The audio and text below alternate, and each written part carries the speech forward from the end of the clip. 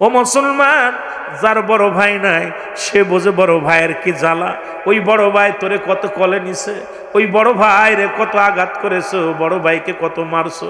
তোমাকে মানুষ করতে যাইয়া বড় ভাই জীবনে লেখাপড়া ঠিক মতো করতে পারে নাই, তোমারে মানুষ করতে যাইয়া ওই বড় ভাইরা জীবনে কোনো দিন ভালো মতো একটু খায় নাই। একটা ফল যদি হয় ছোট ভাইয়ের মুখে দিছে, বড় ভাই ঠিক মতো লেখাপড়া করে নাই, বড় ভাই ঠিক মতো খায় নাই, বড় ভাই ঠিক মতো ঘুমায় নাই।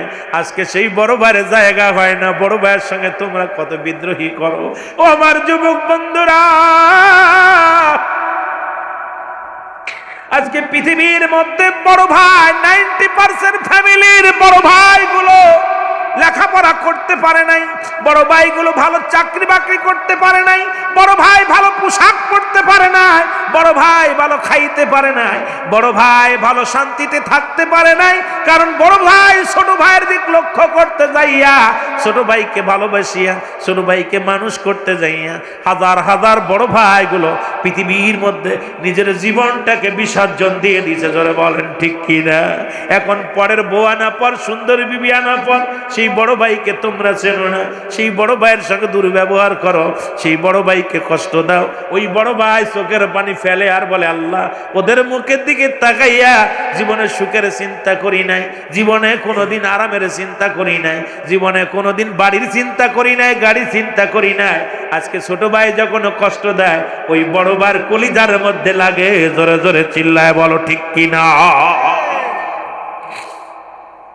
আমার ভাইয়েরা, আমার বন্ধুরা, আমার এবার দুটি ভাই পালিয়ে আছে খেজুরের বাগিচার মধ্যে। সকালবেলা খেজুরের বাগিচার মালিকের স্ত্রী ঘুরতেছে, দেখে দুটি ভাই এক জায়গায় পাশাপাশি করে শুয়ে আছে, বুকের সঙ্গে বুকটা মিলাইয়া শুয়ে আছে। এইবার মহিলাটা এসে যখন, কোপ্পার মহিলা যখন এসে দেখছে দুটি বালক শুয়ে আছে রে, কাঁদতেছে, চোখের পানি ছেড়ে কাঁদতেছে শুইয়া, ছোট ভাই ডাক দে বলে, ভাই রে আমাদের মা নাই, আমাদের তো মা নাই, বাবারও মায়েরা ফেলেছে, আমাদের কুপাইলে মেরে ফেলবে রে। যদি হুসাইন চলে আসে আমাদেরকে মেরে ফেললে কোনো দুঃখ নাই, যদি হুসাইনকে দুনিয়া থেকে বিদায় করে দেয়, যদি চির বিদায় করে দেয়, কে দেবে রে ইসলামের দাওয়াত, কে দিবে রে কালেমার দাওয়াত? আল্লাহ আমরা যদি মারা যাই কোনো দুঃখ নাই, তবু যেন হুসাইন কুফা নগরে না আসে। জোরে জোরে চিল্লায় বলা যাবে না আল্লাহু আকবার। দুটি ভাইয়ের কান্না দেখিয়া মেয়েটা এসে ডাক দে বলে, বাজান রে তোমরা কান্দো কেন? তোমাদের বাড়ি কই? আমাদের বাড়ি মক্কায়। কয় বাজান রে তোমরা কারা?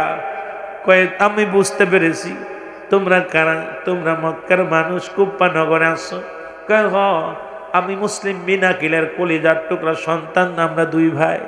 তোমাদের মহল্লার মানুষগুলো আমার বাবাকে মেরে ফেলেছে, আমাদেরও খুঁজতেছে, পাইলে মেরে ফেলবে। এখন কোথায় রে? হুসাইন আমাদেরকে যদি মেরে ফেলে, হুসাইন যদি চলে আসে, না জানিয়া হুসাইনকে তারা হত্যা করাবে, আমরা মক্কা মদিনায় যাব, আমাদের যাওয়ার ব্যবস্থা করে দাও। মেয়েটা দেখে পেটে খাবার নাই, দুটি ভাই অনাহারে, দুটি ভাইকে বুকের মধ্যে নিয়ে কয়, বাজান রে চলো আমার বাড়িতে চলো, খানা খাওয়াইয়া তোমাদেরকে নিরাপদে রাখবো। এবার দুটি ভাইকে বাড়ি নিয়ে খাওয়াইয়া, সুন্দর করে খাওয়াইয়া দুটি ভাইকে লুকায় রাখলেন একটা ঘরের মধ্যে। এদিকে মুসলমান ওই ঘরের মালিক, যিনি মুসলমান হারেস, ওই হারেস লোভে পড়িয়া খোলা তরবারি নিয়ে চলে আসলেন। আসিয়া বিবিকে ডাকতে বলে, বিবি রে খাবার দাও, জলদি করে খাবার দাও। বিবি বলে, স্বামীরা এত ব্যস্ত কেন?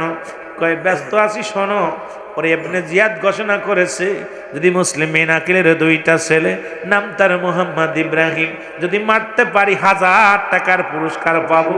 এই পুরস্কারের লোভে আমি তরবারি নিয়ে ঘুরতেছি রে, তাড়াতাড়ি খাবার দাও। এই দুটি শিকারী যদি পায় তাহলে আমার না কতই না আমার উপকার হবে। এই কথা বলিয়া খানা খাইতে শুরু করলেন। পুরুষ মানুষের কণ্ঠ শুনিয়া মোহাম্মদ ইব্রাহিম, মোহাম্মদ ইব্রাহিম, ইব্রাহিম মোহাম্মদের গলা ধরিয়া একটা চিৎকার মেরে কান্দার বলে, ভাই রে আর বুড়ি গায়ে ফিরে যেতে পারবো না, আমাদেরকে বাঁচায় রাখবে না রে, আমাদেরকে মেরে ফেলাইব। দুটি ভাই চিৎকার যখন কান্না, মুসলমান ইবনে মুসলমান আসলো, আরেসের কানে এসে লাগলো। আরেস বলে, বিবিরে কান্নার আওয়াজ শোনা যায়, এই কান্না কাদের আওয়াজ? বিবি বলে, স্বামীর এইটা কুপ্পাবাসীর কান্না, পাশের বাড়ির কান্না। কয় না রে বিবি, না, কুপ্পার মানুষের কান্না এত সুন্দর না, কারণ এটা মক্কাবাসীর কান্না। কারণ কুপ্পার মানুষ এত সুন্দর সুর দিয়ে কাঁদতে পারে না, ওদের কান্নার ধারণা আলাদা। সুতরাং এটা নিশ্চিত এই মদিনাবাসীর কান্না। এর মুসলমান শোনে নাও, শোনা যুবকেরা গো। হারেস এই কথা বলিয়া দৌড়তে চলে গেলেন ঘরের মধ্যে, যা দেখে দুটি ভাই পালিয়েছে রে। দুটি ভাইকে হাত ধরে টেনে বাইর করলেন। বাইর করিয়া দুটি ভাইকে যখন বারান্দার মধ্যে দাঁড়া করলেন, হারেজের বিবি ডাক দে, কয় স্বামী রে, প্রয়োজন হলে আমাকে মেরে ফেলো, এই মাসুম বাচ্চা দুটি মেরো না, ওদের কান্না আমি সইতে পারি না। মা বলে ডাক দিছে, যখন আমাকে মা বলে ডাক দিছে রে, কলিজা ঠান্ডা হয়ে গেছে রে। সুতরাং পৃথিবীর মধ্যে তুমি আমাকে মেরে ফেলো, কিন্তু ছেলে দুটিকে মেরো না। হারেস বিবিকে ধাক্কা দিয়ে ফেলে দিয়ে দুটি ভাইকে টানতে টানতে নিয়ে চলে যায়। দুটি ভাই যায় আর ডাকতে বলে, হারেস রে, আমাদের কি মাইরা ফেলাইবি? এই দুনিয়ার মধ্যে আমাদের জন্য কেউ কানবে না, এই পৃথিবীর মধ্যে আমার নবী নাই রে, আমার মা নাই, আমার বাবা নাই, আমাদের কি মায়েরা ফেলাইবি? তোর কি দিলে মায়া নাই?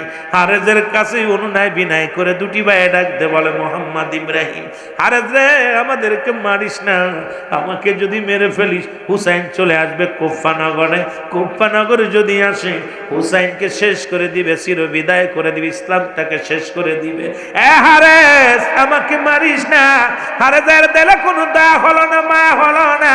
ফুরাত নদীর কিনারা দিয়ে হাঁটতেছিল, হঠাৎ দুটি ভাইকে লাথি মেরে ফেলে দিয়া দুটি ভাইয়ের কাল্লা ধর থেকে কাটিয়া নিয়ে রওনা হয়ে গেল। দুটি বার কাটা বডি এক হইয়া ডাকতে বলে, ইয়া মুহাম্মাদান, ইয়া মুহাম্মাদান, ইয়া নবীজি, ইয়া রাসূলুল্লাহ, ইয়া রাসূলুল্লাহ বলে ডাক দিলেন। হারেস পিছনের দিকে তাকায় দেখে রে, কাটা বডির ভিতর থেকে ইয়া মুহাম্মাদান কয় শব্দ হয়, ইয়া রাসূলুল্লাহ বলে শব্দ হয়। হারেস দেখতে পারলেন দুটি ভাইয়ের বডি এক হয়ে গেছে। বড় ভাই ছোট ভাইয়ের কাটা বডি দুইটা বুকের সঙ্গে বুকটা মিলাইয়া, মুসলমান শুনে না, চিৎকার মার আওয়াজ শুধু শুনতে পায়। হারেজের দিলে মায়া হলো না। এরপরও দুটি কাল্লা নিয়ে রওনা হয়ে গেল। এদিকে মুসলমান, ওদিকে হুসাইন রাদিয়াল্লাহু তাআলা, মুসলমান ৭২ জন লোক নিয়ে, সাথী সঙ্গীদেরকে নিয়ে মুহররমের ১ তারিখে রওনা দিলেন। মুসলমান কুফার দিকে রওনা হয়ে গেছে। জোরে জোরে চিল্লায়া বলা যাবে না আল্লাহু আকবার। মই কারবালায় যাইতে পারলাম না রে আমি। আর একটু জোরে জোরে চিল্লায় বলেন, কারবালায় যাইতে পারলাম না রে আমি। আরো জোরে জোরে চিল্লায় বলেন, কারবালায় যাইতে পারলাম না রে আমি। যাই কোথায় আছেন গো দয়াল নবী? হাসান হুসাইনের প্রেমে কান্দি আমি। কোথায় আছেন গো মোর নবীজি? হাসান হুসাইনের প্রেমে কান্দি আমি। দিদার দাও গো ও গো নবী, দিদার দাও গো ও গো নবী, দূরে রাইখো না গো নবী, দূরে রাইখো না। কারবালায় যাইতে পারলাম না রে আমি। মহব্বতে চিল্লায় বলেন কারবালায় যাইতে পারলাম না রে আমি, যাইতে পারলাম না কারবালায়, যাইতে পারলাম না রে আমি। এ দুনিয়ার মুসলমান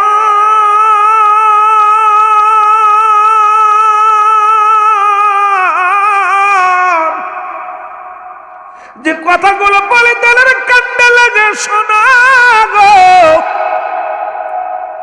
হুসাইন রাদিয়াল্লাহু তাআলা মুহররমের 7 তারিখ হলো গো, তাবু গাড়লেন।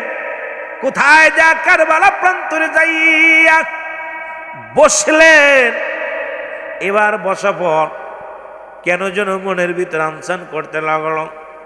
মাটির মধ্যে কোপ দেয়, মাটির মধ্যে রক্ত বাইর হয়, চারিদিক থেকে কেমন যেন একটা আওয়াজ আসে, নির্জন একটা আওয়াজ আসে। হুসাইন রাদিয়াল্লাহু তাআলা ডাক দে বলে, আমরা কোথায় আসলি বো বন্ধুগণ, শুনে রাখো গো, তোমরা শোনো আমরা কোথায় আসলাম। লোকজনে বলে এটা সেই জায়গা, এটার নাম হলো শানে কারবালা। জোরে জোরে চিল্লায়া বলা যাবে না আল্লাহু আকবার। হুসাইন ডাক দে বলে, বন্ধুরা রে আর দেরি করো না, তাবু গাড়ো, তাবু গাড়ো, এখানে তোমরা দাঁড়াও। এই মুহররমের মুসলমান শুনে নাও, এই 7 তারিখ হয়ে গেল, আজকে 6 তারিখ দিবাগত, আজকে 7 তারিখের রাত পড়ে গেছে রে মুসলমান।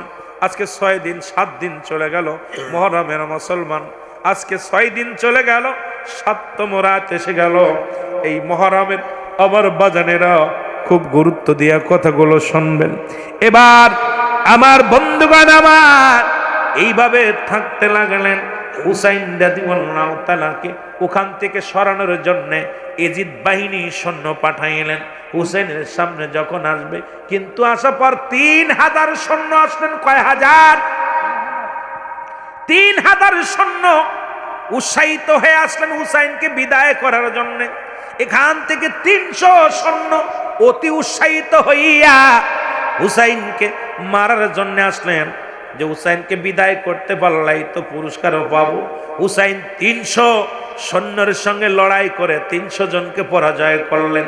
কোন কোন রাবি বললেন এই 300 জনকে হুসাইন প্রথম হত্যা করলেন যুদ্ধ করতে যাইয়া, এবং তাবু গাড়লেন। এই সব সৈন্যরা ভয় পেয়ে গেলেন, হুসাইনের সামনে কেউ ভয় আসে না, সবাই দূর থেকে বলে হুসাইনের সামনে আসার মতো আমাদের হ্যাডাম নাই, কারণ হুসাইনের সামনে গেলে আর জীবিত হয়ে ফিরতে পারবো না। এইভাবে থাকলেন মুসলমান, কিছুদিন যাইতে লাগলো। তখন এজিদ বলে, ইবনে জিহাদ শুনে নাও, এভাবে তাকে হত্যা করা যাবে না। যদি হত্যা করতে হয় তোমরা শোনো, ফুরাত নদীর পানি বন্ধ করে দাও। ওই শিবিরে যত পানি আছে ওই পানিগুলো যখন শুকায় যাবে, শেষ হয়ে যাবে, ফোরাদের কিনারায় যখন পানি আনতে যাবে, ওই পানি আনতে গেলে তাদের বিদায় করে দিবা।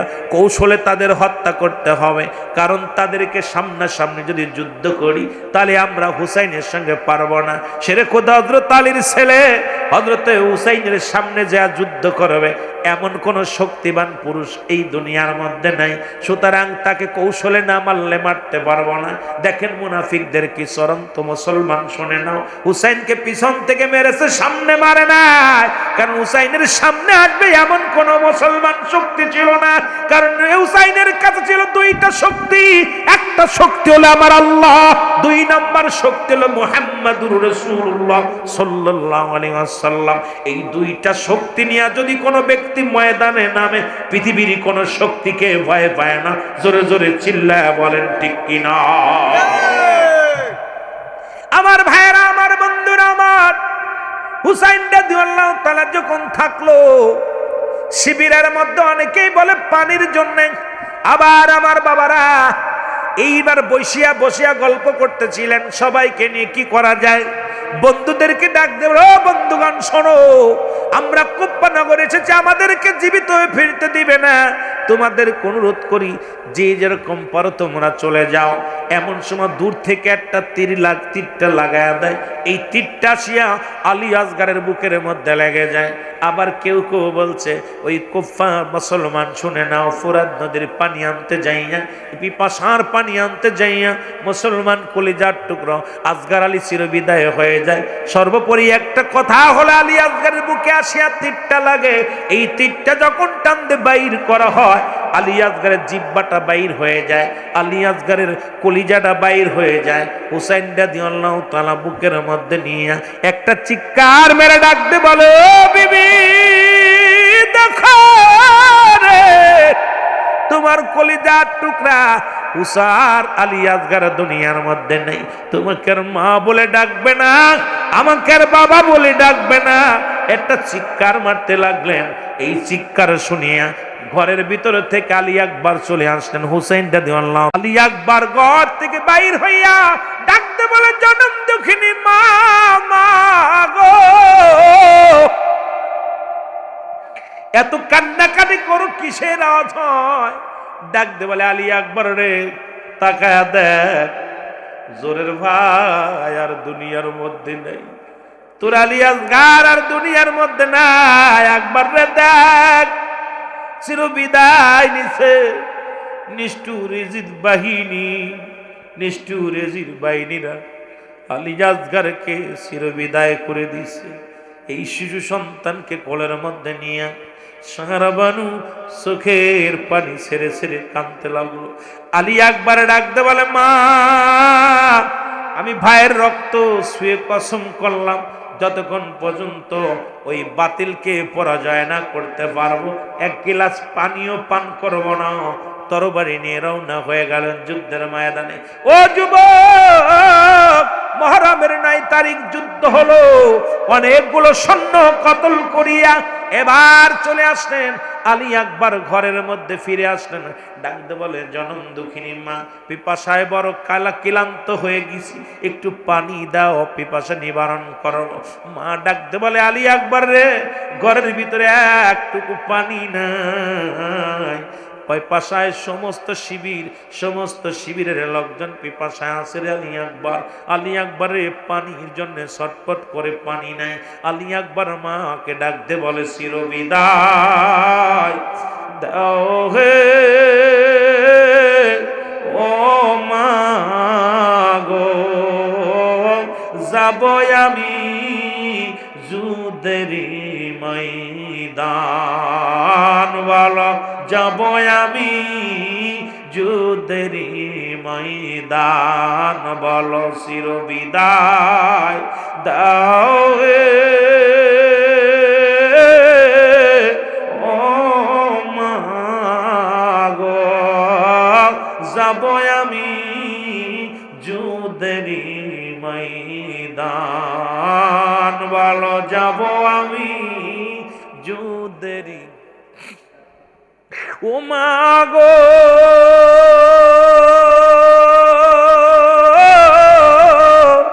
নাই যে ধরায় জোরেরি ভাই,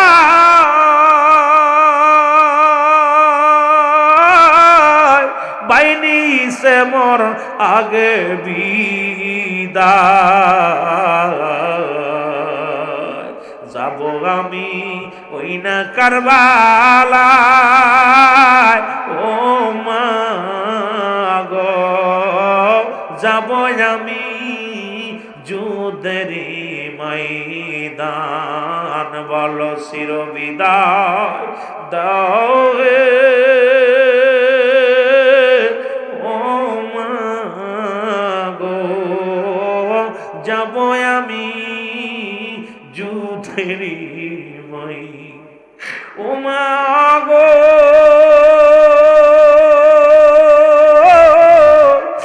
না যাই যদি যুদ্ধে আমি, চিরঋণী হইব আমি গো।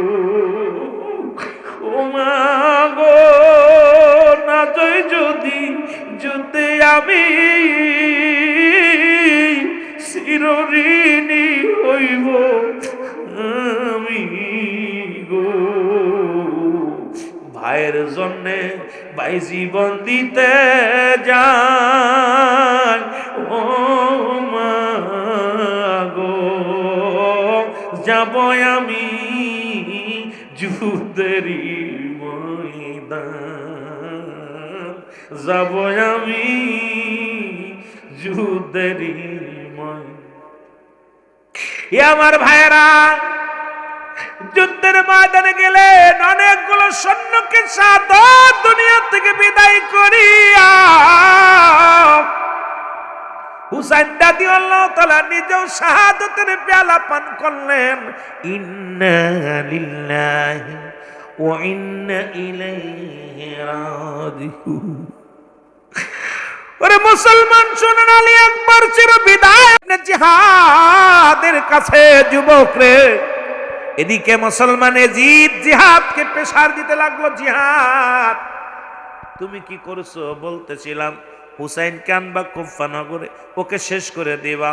এখন কুফানগরে তো হুসাইন আসে নাই, যে কোনো কৌশল আনা লাগবে। আর যেভাবে মুসলমানেরা ইমান আনতেছে, যেমনি ভাবে মানুষ মুসলমান হয়, কালেমা পড়িয়া মুসলমান হয়, হুসাইনের নামের উপরে বায়াত গ্রহণ করে, তোমার তো ক্ষমতা তো দূরের কথা, আমারই ক্ষমতায় টিকে থাকা বড় দুরস্কার হয়ে যাবে। এদেরকে তাড়াতাড়ি শেষ করা শুরু করো। এ মুসলমান শুনে নাও, শুনে নাও। এদিকে মুসলিম বিন আকিল চিঠি লিখলেন হুসাইনের কাছে, আর এদিকে 30,000 মানুষ মুসলমান পল্টি নিছে। সঙ্গে সঙ্গে তারা যখনই তাদের উপর আঘাত শুরু করেছে, যখনই তাদের উপরে নির্যাতনের মাত্রা বাড়িয়ে দিছে, আজকে দেখলাম মুসলমান ও যুবক, ওই ভারতের মধ্যে কিছু মুসলমানদেরকে ধরে ধরে জয় শ্রীরাম বলানো হচ্ছে, আর কিছু মুসলমান জীবন দিতে রাজি আছে, তারা জয় শ্রীরাম বলতেছে না। মুসলমান অত্যন্ত আনন্দ লাগছে। গতকাল এক মুরব্বী দেখলাম, মুসলমান, তার বয়স 82 বছর, তাকে ধরিয়া দাড়িগুলো শেষে দিল, তার মুখের মধ্যে মুসলমান খুর দিয়ে কাটা হচ্ছে, তাকে হাজার আঘাত করা হলো। সে একবার বলল, দেখেন আমি শ্রীরাম বলতে পারবো না, আমি আমার আল্লাহর গোলাম। তাকে হত্যা করা হলো, তার গায়ে মেজরে কাঠি দিয়ে আগুন ধরিয়ে পুড়িয়ে দেওয়া হলো। অসংখ্য মুসলমানদের নির্যাতন করে এই বাংলার সংখ্যালঘু শোন, তোদের শিকারে নজর যায় না, তোদের কি নজর যায় না?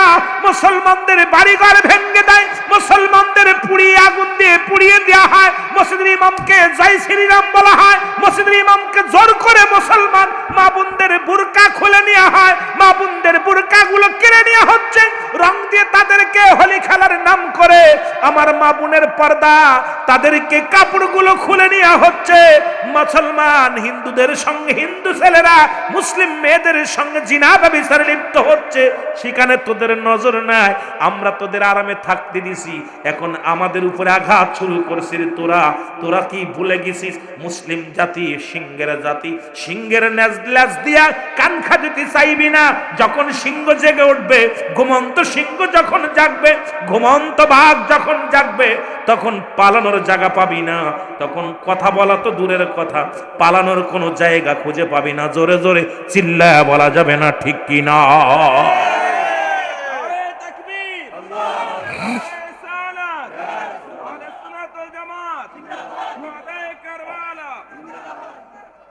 পরীক্ষার হলে দেখলাম একটা মেয়ে, আমি অত্যন্ত ভালো লাগছে। মেয়েটা বলছে, আমি পরীক্ষা বড় না, আমার পর্দা বড়, আমি বোরকা ছাড়তে পারি না। পরীক্ষার গেটে দাঁড়িয়ে আছে মেয়েটা, ভারতের একটা মেয়ে। আল্লাহু আকবার। অনেক পরে তাকে ঢুকতে দিছে। সে বলছে, দেখেন আমি পরীক্ষা আমার দিতে দেবেন না, ভয় নাই, পরীক্ষার দরকার নেই, কিন্তু আমার হেজাব, আমার কাপড় পর্দা এটা খুলতে পারবো না, মাথার কাপড় আমি ফেলতে পারবো না। কি বীর পুরুষ একটা মহিলা, একটা বীর সৈনিক, রাসূলের সৈনিক। আহা, আমার দেশের মুসলমান, আমরা এই কিছু ভারতের পেতাত্তা, এই পেতাত্তাগুলো ওদের সঙ্গে আমার দেশের একটা হট্টগোল বাধায় দেওয়ার জন্য আমি বলবো, অচিরেই এদেশের প্রশাসনকে বলবো, তোমরা ওই মাজারে যায় তালা দেওয়ার চিন্তা ভাবনা বাদ দিয়ে, এই যে মাজারগুলো ভাঙলো, একটা লোকের হাতে হ্যান্ডকাপ পরাইতে পারো নাই, অসংখ্য মাজার ভাঙছে। তোমরা জানো রইস ভাইকে হত্যা করেছে, তারা দিবালয়ে ঘুরে বেড়াচ্ছে, জোরে বলেন ঠিক কিনা? অসংখ্য সুন্নি ভাইদেরকে হত্যা করেছে, অসংখ্য মাজার আক্রমণ করে জ্বালিয়ে পুড়ে দেওয়া হয়েছে, তোমাদের নজর সেদিকে নাই। কোথায় মাজারে টাকা দিল এদিকে নজর, অথচ তোমরা মাজারগুলো ভাঙতেছে এদিকে নজর নাই। তার মানে তোমরা যে ওদের দালাল আমাদের আর বুঝতে বাকি নাই। জোরে বলেন ঠিক কি না? তোমরা ওদের দালাল। মনে রেখো, এভাবে চলবে না। ওলি আল্লাহদের সঙ্গে যারা বেয়াদবি করবে, শুনে নেন, ওলি আল্লাহদের সঙ্গে আমার আল্লাহ তাদের বিরুদ্ধে জিহাদ ঘোষণা করছে। ওলিদের সঙ্গে যারা দুশ্মনী করবে, আল্লাহ নিজে তাদের বিরুদ্ধে জিহাদ ঘোষণা করছে। আমি না, আমি তো বলতেছি শুধু। আল্লাহ নিজে জিহাদ ঘোষণা করছে কাদের বিরুদ্ধে? যারা ওলিদের সঙ্গে বেয়াদবি করবে। জোরে বলেন ঠিক কিনা? আমি আশ্চর্য হয়ে যাচ্ছি, এগুলো ঘটনাটা কি? অসংখ্য মাজার, অসংখ্য তাকবীর দিয়া নারায়ে রিসালাত, নারায়ে তাকবীর বইলা, নারায়ে তাকবীর বইলা নারায়ে রিসালাতের মানুষ একটা মাজার ভাঙছে দেখাইতে পারবেন না। নারায়ে রিসালাতের এক ভাই একটা ঘরে আগুন দিছে, নারায়ে রিসালাতের এক ভাই কোন ওলি আল্লাহর মাজার আক্রমণ করেছে, নারায়ে রিসালাতের কোন ভাই কোন নারীকে নিয়ে এই রকম আপনার বলৎ করছে, একটা দেখাইতে পারবেন না। অসংখ্য তাকবীর, নারায়ে তাকবীর দিতেছে আর তারা ভাঙতেছে। কারণ তারা যে আপনাদের দালাল, তাদেরকে আপনারা সহযোগিতা করতেছেন, এটা আমরা বুঝা গেছি। জোরে বলেন ঠিক কিনা? আরো জোরে বলেন ঠিক কিনা? আমার কথা বুঝা ঠিক বলবেন, না বুঝা ঠিক বলবেন না। আমি যদি মিথ্যা বলি বলবেন হুজুর এটা রং বলতেছে। একটা জায়গা দেখছেন নি, যারা এই যে ওই যে পাগলা নুরা পাগলারে পুরাইলো, এরপরে অমুকরে মারলো, এগুলো দেখছেন নি কোথাও? ওই যে আপনাদের আমাদের কুষ্টিয়া এক ফকিরে মেরে ফেললো, মেরে এইগুলো যাদেরকে মারছে দেখবেন তাদের জবান আছে নারায়ে তাকবীর বলছে, নারায়ে তাকবীর আল্লাহু আকবার বলতেছে, কিন্তু তাদের জবানে নারায়ে রিসালাত একটা স্লোগান শুনছেন? একটা নারায়ে রিসালাত স্লোগান দেয়নি। কারণ নারায়ে রিসালাতের পক্ষের মানুষ যারা, এরা শান্তিপ্রিয় মানুষ। নারায়ে রিসালাতের পক্ষে যারা, এরা আমার রাসূলের আদর্শের মানুষ। নারায়ে রিসালাতের মানুষ যারা, ওলি ভক্তি মানুষ তারা। নারায়ে রিসালাতের মানুষ যারা, মা বাবার ভক্তি তারা করে। এই দুনিয়ার মধ্যে নারায়ে রিসালাতের লোক যারা, একমাত্র শান্তিপ্রিয় দলের মানুষ তারা। জোরে বলেন ঠিক কিনা? আরো জোরে বলেন ঠিক কিনা? মানেন না না মানেন কিচ্ছু যায় আসে না। কারণ নারায়ে রিসালাত যারা আমরা দিই, আমরা হট্টগোল মারামারি জ্বালাও পুরো বিশ্বাস করি না। আমরা চাই মানুষকে বুকে নিতে। জোরে বলেন ঠিক কিনা? এই জন্য আমাদেরকে দুর্বল ভেবেন না, দুর্বল ভেবেন না। আমাদের কাছে তিনটা শক্তি আছে। নাম্বার ওয়ান, এক শক্তি হলো আমার আল্লাহ। দুই নাম্বার শক্তি মুহাম্মাদুর রাসূলুল্লাহ সাল্লাল্লাহু আলাইহি ওয়াসাল্লাম। তিন নাম্বার শক্তি হলো এই দেশের হক্কানি ওলি আল্লাহ। জোরে বলেন ঠিক কিনা? আরো জোরে বলেন ঠিক কিনা? আপনারা যে আজকে বসে আছেন ধৈর্য ধরে, আমার অনেক ভালো লাগতেছে। কিছু উঠাউটি করবে, কারণ 11টা বাজলে ওরা উঠাউটি শুরু করবে, কারণ ওদের সময় আসতেছে।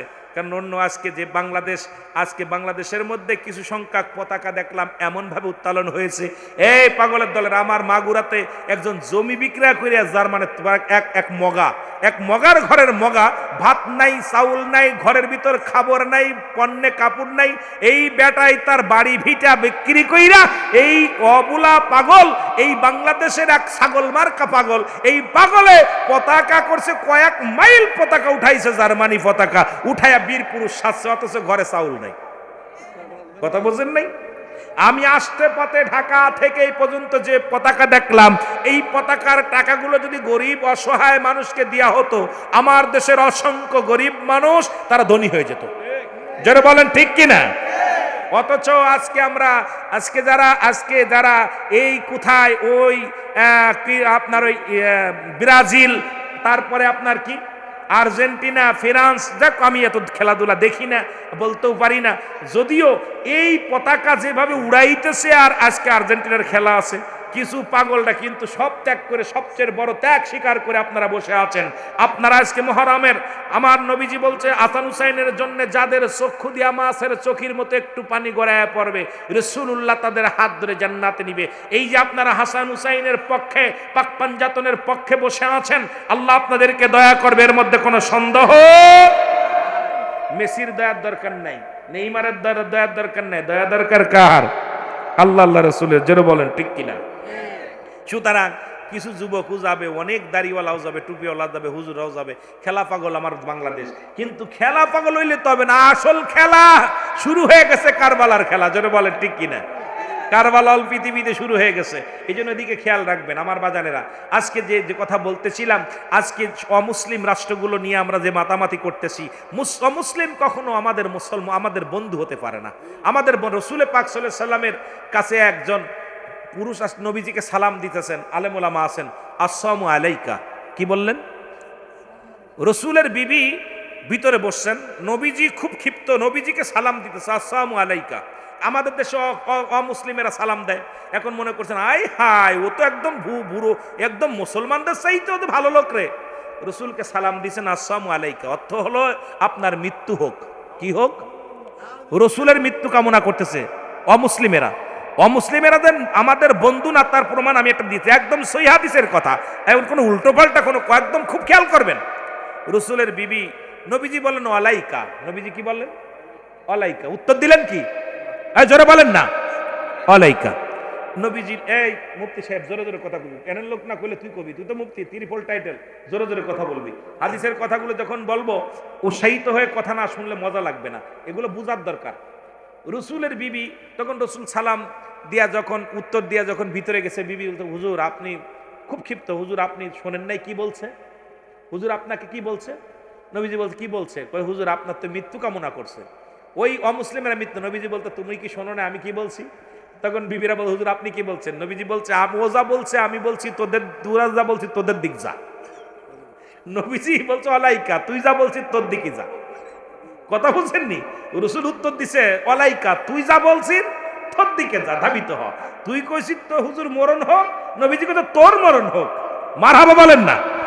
ইহা দ্বারা প্রমাণ হলো যে মুসলিমেরা রসুলের কাছে এসে নবীজির সামনে বলছে আপনার মৃত্যু হোক, কারণ তারা চাইছে নবী মৃত্যু হলে ইসলাম মৃত্যু হয়ে যাবে। সুতরাং ইহা দ্বারা প্রমাণ হয় যে কখনো অমুসলিমেরা মুসলমানের মাথা উঁচা হোক, অমুসলিমেরা নেতৃত্ব দিক, পৃথিবীর কোন অমুসলিমেরা এটা চায় না। জোরে বলেন ঠিক কিনা? এরাই এই পৃথিবীর মধ্যে ইউরোপ কান্ট্রি যত ওই আপনার জার্মান বলেন আর যত আপনার ওই ব্রাজিল বলেন, আর্জেন্টিনা বলেন, এই সমস্ত নাস্তিক দেশ আর ভারত বলেন, এরা কখনো মুসলমান নেতৃত্ব দিক, মুসলিম জাতি মাথা উঁচু করে কথা বলুক, এটা তারা কখনো চায় না। তাহলে বোঝা গেল আপনারা, ওরা আমার বন্ধু না, আপনার পাশে বসবে, তলে তলে শেষ করবে। কথা বুঝলেননি? এই সাবধান, এদের যারা এদের পক্ষ নেবে এরা এদের সঙ্গে জান্নাতে যাবে। কোনে যাবে? হায় হায়, আপনি তো আবার বুঝিয়ে দিলেন এদের কোনে যাবে। এই যারা এদের সাপোর্ট করে, যার সাথে যার সম্পর্ক তার সাথে তার হাসন নাসর। সুতরাং আর্জেন্টিনা যারা ভালোবাসিস ওদের সাথে তোদের হবে হাসন নাসর, ব্রাজিল যারা ভালোবাসিস ব্রাজিলের সঙ্গে তোদের হাসন নাসর, যারা ওই ভারতকে ভালোবাসিস ভারতের সঙ্গে তোদের হাসন নাসর, যারা পৃথিবীর মধ্যে আল্লাহদের ভালোবাসবি তাদের হাসন নাসর আল্লাহদের সঙ্গে হবে। যারা বলেন ঠিক কিনা? সুতরাং এখন তোরা পাগল হয়ে গেছিস ওদিকে যাওয়ার জন্য, যা, যত দেখবি দেখ, কবরেতে একদম খুব শান্তিতে ঘুমাবি। বন্ধুগণ আমার গভীর মনোযোগ, মুসলিম বিন আকিল এই কথাগুলো খেয়াল রাখবেন। মুসলিম বিন আকিলের দুইটা ছেলে, এই দুইটি ভাই সারাদিন খেলা করে। মোহাম্মদ ইব্রাহিম, নাম কি? মোহাম্মদ ইব্রাহিম, একটার নাম মোহাম্মদ আর একটার নাম ইব্রাহিম। দুটি ভাই সারাদিন দৌড়াদৌড়ি করে। যখন সন্ধ্যা গণি এলো রে, মুসলিম বিন আকিল সারাদিন দাওয়াত দিয়া ৩,০০০ অমুসলিমকে দাওয়াত দিয়া মুসলমান বানালেন। এজিদের গুপ্তচর এই সংবাদ নিয়ে এজিদের কাছে দিলেন, হুজুর এই আসরের নামাজের আগে ওই মুসলিম বিন আকিলের কাছে ৩,০০০ মানুষ বায়াত গ্রহণ করেছে হুসাইনের নামের উপরে।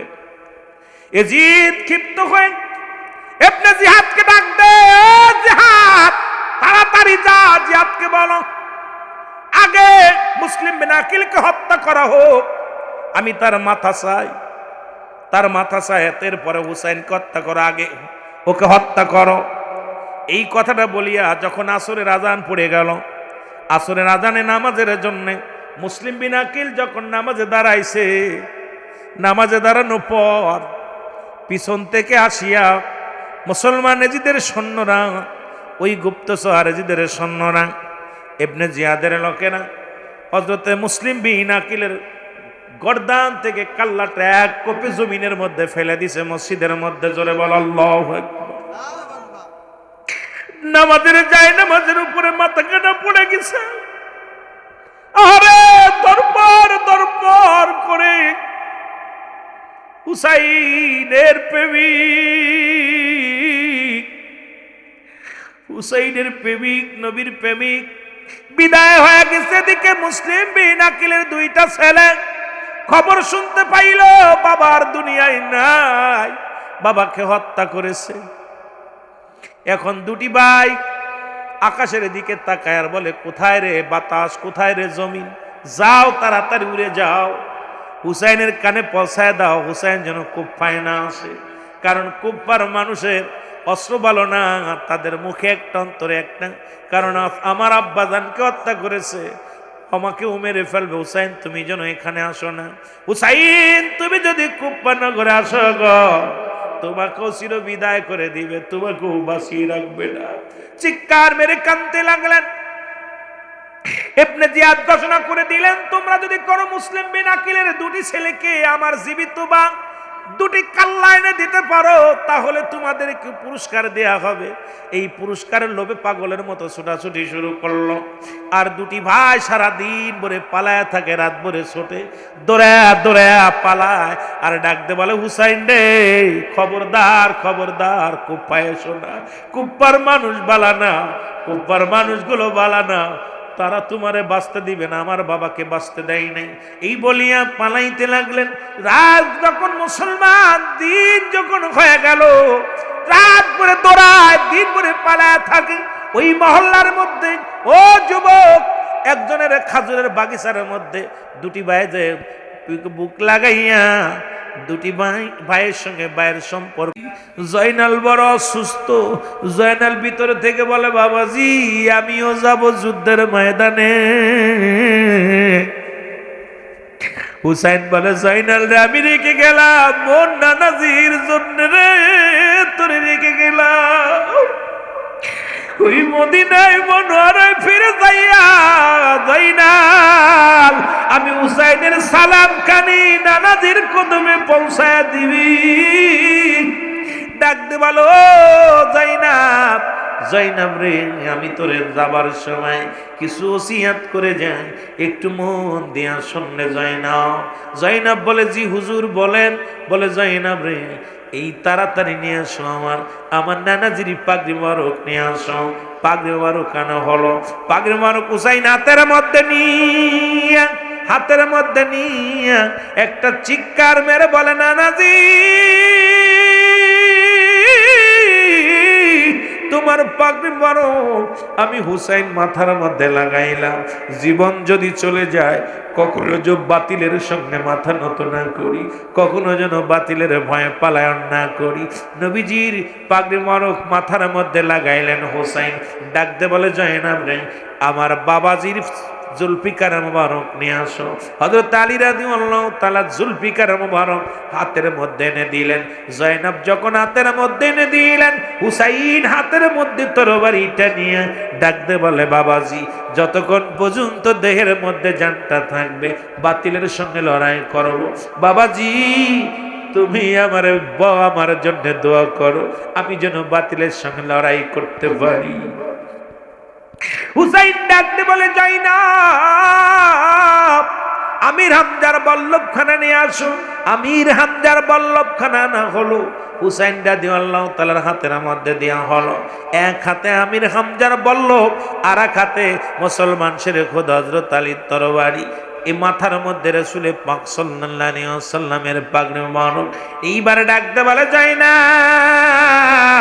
যাবার সময় একটা কথা তোমারে বলে যাই, যদি তো আল্লাহ তোমারে বাঁচিয়ে রাখে, যদি মক্কা মদিনায় ফিরে যেতে পারো, পৃথিবীর কোন মানুষের কাছে আমাদের জন্য বিচারের দাবি করবা না। যদি যেতে পারো রাসূলুল্লাহর রওজা মুবারকে যাইয়া আমার সালামখানি পৌঁছায় দিবা। দুনিয়ার কোন রাজা বাদশার কাছে আমার জন্য বিচার চাবা না, আমার জন্য বিচারের দাবি করবা না। একমাত্র মদিনাওয়ালার রওজা মুবারকে আমি হুসাইনের সালাম পৌঁছায় দিও। জোরে জোরে চিল্লায় বলা যাবে না আল্লাহু আকবার। আর একটু জোরে জোরে চিল্লায় বলা যাবে না আল্লাহু আকবার। চিরবিদায় দাও হে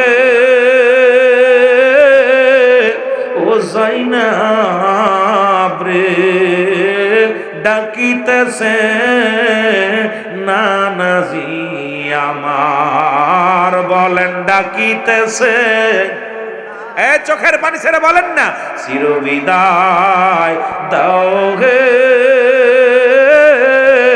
ও যায়নাব রে, ডাকিতেছে নানাজি।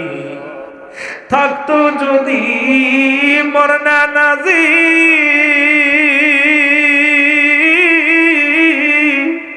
না করতে পারতো কেউ যে ক্ষতি। আর ধরাতে মোর নানাজির বর্ণা নাই ও যায়নাব রে, ডাকিতেছে নানাজি আমার, বলো ডাকিতেছে। আমার ভাইয়েরা, আমার বন্ধুরা, আমার যুদ্ধের ময়দানে মুহররমের 10 তারিখে যুদ্ধের ময়দানে হুসাইন রাদিয়াল্লাহু তাআলা শীর্ণথনা করে উচ্চ করে রওনা দিল। অনেকগুলো সৈন্যকে মোকাবেলা করলেন। প্রথম 3000 আসলেন, তাদেরকে শেষ করে দিলেন। এইরকম আসতে শুরু করলো, দলে দলে সবাইকে হত্যা করে শুরু করলেন। কবি এক একজনকে চিরবিদায় করে দিতে লাগলো। এজিদের সৈন্যরা চিন্তা করলেন, হুসাইনের সামনে যে যুদ্ধ করব এমন হ্যাডাম আমাদের নাই, আমরা বাঁচতে হলে হুসাইনের সামনে যাওয়া যাবে না। হুসাইন নবীজির আহলে বায়াত, নবীজির নাতি। যখন নামাজের সময় হয়ে যাবে, হুসাইন নিশ্চিত নামাজের জন্য ছুটবে, তখন হুসাইনকে হত্যা করা হবে। কারণ হুসাইন তখন আর যুদ্ধ করতে পারবে না। যখন সিজদার মধ্যে চলে যাবে, তখন তাকে হত্যা করা হবে। আজকে ভারতের মধ্যে দেখলাম নামাজ পড়ে মুসল্লিরা, আর ভারতের ওই দালাল পুলিশেরা, ওই পুলিশ বাহিনী দালাল পুলিশেরা ওই নামাজগত অবস্থায় লাথি দিয়া মাথার মধ্যে, সিজদাগত অবস্থায় মাথার মধ্যে লাথি মারে, কলিজার মধ্যে লাগছে রে। হুসাইনের মাথা কাটিয়া বেইজ্জতি করেছিল। আজকে সেই মুসলমানদের নামাজগত অবস্থায় মাথার মধ্যে যখন লাথি মারছে রে, কলিজার মধ্যে লাগছে। আল্লাহ, এই জালিমদেরকে তুমি জালিমদের থেকে বাঁচাও আল্লাহ। আবার আসমান থেকে আবাবিল পাখি পাঠাইয়া ভারতের ওই দালালদের শেষ করে দাও আল্লাহ। ওই ভারতের বেঈমান মুনাফিকদের শেষ করে দাও, যারা মুসলমানদেরকে হত্যা করে, নামাজে বাধা দেয়, মুসলমানদের মসজিদ ভেঙে দেয়, নামাজগত অবস্থায় যারা হত্যা করে। আল্লাহ, তুমি যেমন পৃথিবীর মধ্যে আল্লাহ তুমি যেমনি ভাবে ও মামসো আল্লাহ তুমি দয়া করেছিলে, আবাবিল পাখি দিয়ে আবরাহা বাদশাকে সাইজ করেছিলে। গোটা পৃথিবীর মুসলমানদের শত্রু যারা, তাদেরকে তুমি আবাবিল পাখি দিয়া চিরবিদায় করে দাও। জোরে জোরে চিল্লায়া বলা যাবে না আল্লাহু আকবার। মুহাব্বতের সঙ্গে দুরূদ শরীফ পড়েন আল্লাহুম্মা।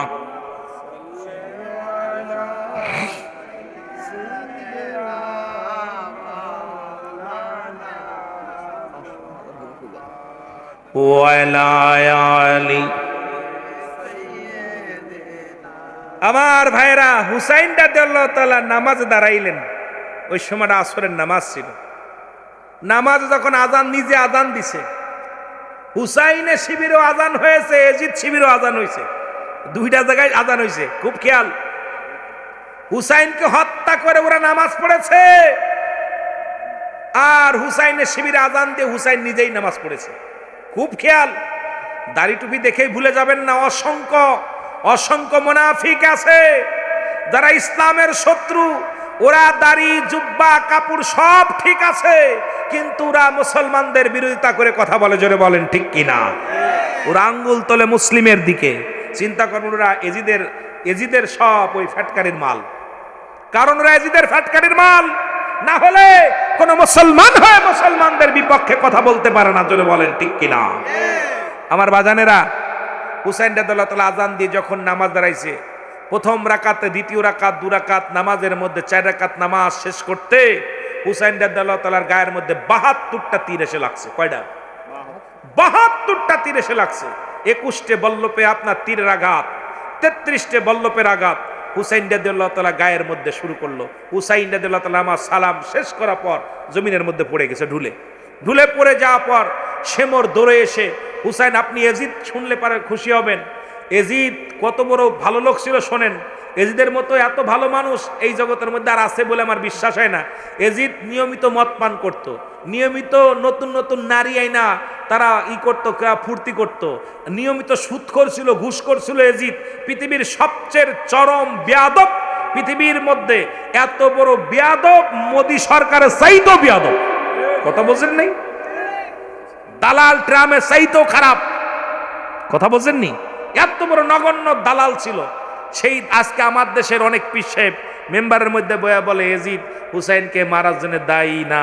আমার দেশের অনেক বক্তব্য ওয়াজ করতে বলে এজিদ নিষ্পাপ ছিল। এই কপাল পোড়া! এজিদ কত বড় বদমাইশ ছিল শোন। এজিদ ছিল একজন নারী পিপাসিত, নারী ছিল মদখোর, মাতাল। এই এজিদ কি করলো?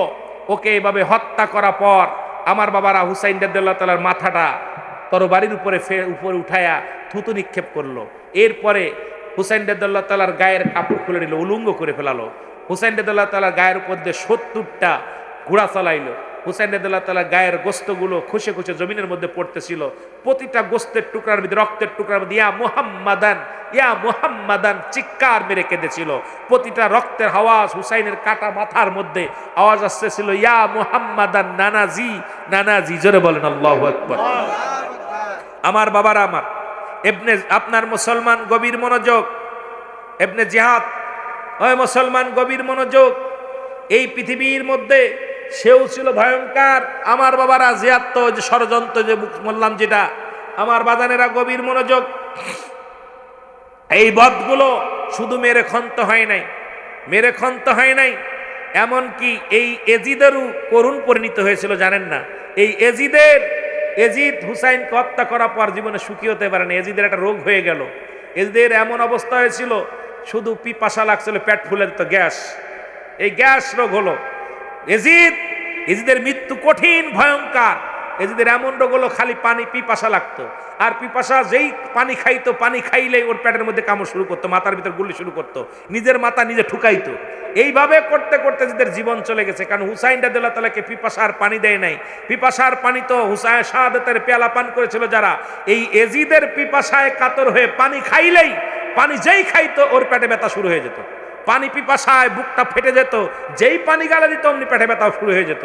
সুতরাং এই ক্ষমতা লুবি এজিদ হুসাইনকে হত্যা করে, আমার বাবারা, বন্ধুরা আমার, গভীর মনোযোগ, এত নিষ্ঠুরভাবে হত্যা করেছিল হুসাইন রাদিয়াল্লাহু তাআলাকে। এই হত্যার পিছে সম্পূর্ণ দায়ী ছিল এজিদ। জোরে বলেন ঠিক কিনা? সম্পূর্ণ দায়ী ছিল কে? এজিদ, তার ক্ষমতার লোভ। আমার ভাইয়েরা, আজকে আমি অনুরোধ করব আপনাদেরকে যে এমন ভাবে নির্মমভাবে হত্যা করলো আমার বাজানেরা, এত কষ্ট দিয়ে মারলো। আজকে হাসান রাসূল পাক সাল্লাল্লাহু আলাইহি সাল্লাম বলছে, এই একটা মাস হাসান হুসাইনের মহব্বতের ফয়জরিদ হয়। যদি হাসান হুসাইনের মহব্বতে যার চোখ দিয়া পানি বাইর হবে, ইয়াউমাল কিয়ামতের ময়দানে আমি নবী তাদেরকে ডেকে ডেকে জান্নাতে নিব। সুতরাং 3 শ্রেণী মানুষ। এক শ্রেণী বলবে, ইয়া রাসূলুল্লাহ আমাদেরকে উদ্ধার করেন। নবীজি বলবেন তোমরা কারা? তখন বলবে আমরা হুসাইনের পক্ষেও ছিলাম না, এজিদের পক্ষেও ছিলাম না, নিরপেক্ষ ছিলাম। রসুল বলবে আমিও নিরপেক্ষ থাকবো। আজকে তোমাদেরকে না সাহায্যের জন্য ডাকবো, না তোমাদের দূরে ফেলবো, তোমরা তোমাদের মতো চলো। তখন আরেক দল লোক আসবে, বলি ইয়া রাসূলুল্লাহ আমাদেরকে দয়া করেন। বলবে তোমরা কারা? বলবে হুজুর আমরা এজিদের দলে ছিলাম, কিন্তু হুসাইনের গায়ে একটা ইট মারি নাই, একটা পাথর মারি নাই, একটা বর্ষা মারি নাই, তীর মারি নাই। আমার রসুল বলবে আমার হুসাইন যখন এক একটা আঘাত খেতেছিল, ইয়া মুহাম্মদ বলে চিৎকার মেরেছিল, আমি রসুল রওজায় থাকতে পারি নাই। ওখান থেকে উঠে আমি ওই কারবালার ময়দানে ছুটে গিয়েছিলাম, আমি রাসূল সহ্য করতে পারি নাই। আমার ভাইয়েরা, আমার বন্ধুরা, আমার গভীর মনোযোগ। আমি রাসূল আজকে তোমাদের সাহায্য করব না, তোমরা দূর হয়ে যাও, তোমরা আমার কাছ থেকে দূর হয়ে যাও। আর এক দল লোক আসবে, বলে ইয়া রাসূলুল্লাহ, ইয়া হাবিবাল্লাহ, আমরা হুসাইনকেও দেখি নাই, এজিদকেও দেখি নাই, কিন্তু যখন উলামা ইকরাম শানে কারবালার আলোচনা করত তখন আমরা চোখের পানি ধরে রাখতে পারি নাই। আমরা ওই করুণ কাহিনী শোনা পর আমাদের কলিজার ভিতর আঘাত লাগছে, অন্তর কাঁদছে, চোখ দিয়া পানি আছে। আমার নবীজি হাত বাড়ায় দিবে, আয় যারা আমার হাসান হুসাইনের মহব্বতে যাদের চোখে পানি আছে, আমি রাসূল তাদের কাছকে বুকে করে হাত ধরে জান্নাতে নিব। জোরে বলেন না নারে তাকবীর, নারে তাকবীর, নারে রিসালাত। সেই নবীজির পক্ষে থাকতে চাই কি চাই না?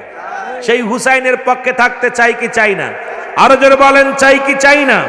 সেই নবীজিকে একটু সালাম জানায়, নবী সালাম।